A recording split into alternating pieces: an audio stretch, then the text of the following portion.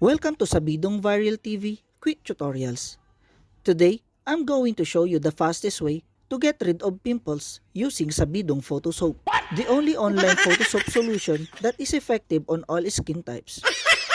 Firstly, you do not need a towel because we are not going to take a bath here. Instead, grab your spot healing brush tool or press J on your keyboard.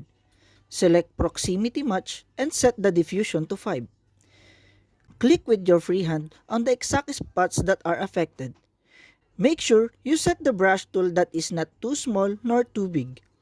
This is how fast photo soap removes your pimples. It only takes a few seconds to remove acne without taking a bath using photo soap. Oh my God! Wow! Learn Sabidong Photo Soap now. It can remove pimples without taking a bath anytime, anywhere.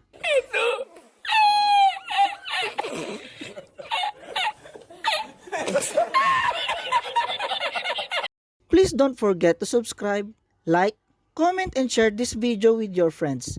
Thank you for watching.